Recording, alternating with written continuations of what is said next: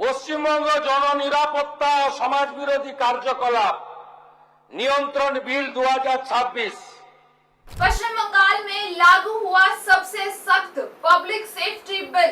क्या पश्चिम बंगाल में अब अपराधियों पर चलेगा सबसे बड़ा कानूनी हथौड़ा?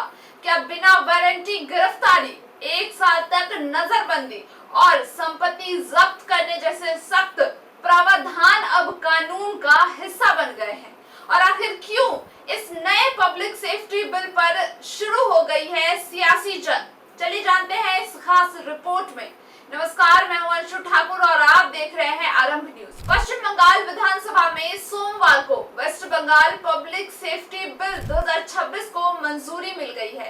राज्य सरकार का दावा है कि ये एक कानूनी संगठित अपराध, हिंसा और समाज विरोधी गतिविधियों पर लगाम लगाने के लिए लाया गया है, लेकिन विपक्ष इसे नागरिक अधिकारों पर हमला और सरकार को मिली असाधारण शक्तियों वाला कानून बता रहा है।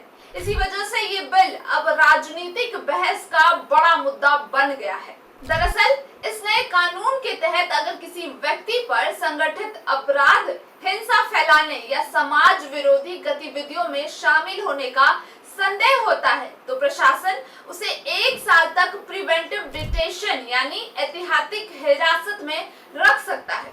इतना ही नहीं, ऐसे मामलों में बिना वारंट गिरफ्तारी और कुछ मामलों में संपत्ति जब्त करने का भी प्रावधान किया गया है। बिल की सबसे ज्यादा चर्चा उस प्रावधान को लेकर हो रही है जिसमें हिरासत में लिए गए व्यक्ति को हर मामले में अपनी पसंद का वकील रखने का अधिकार स्वतः नहीं मिलेगा।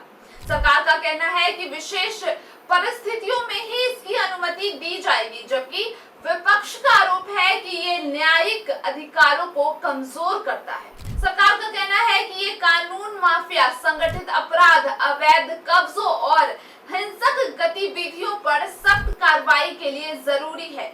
वहीं विपक्ष का आरोप है कि इस कानून का इस्तेमाल राजनीतिक विरोधियों और असहमति की आवाज दबाने के लिए भी किया जा सकता है।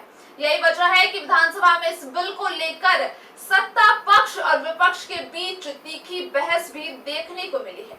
अब देखना होगा कि इस कानून के लागू होने के बाद इसका असर कानून व्यवस्था पर ज्यादा दिखाई देता है या फिर इसे लेकर कानूनी और राजनीतिक विवाद और ज्यादा गहराता है।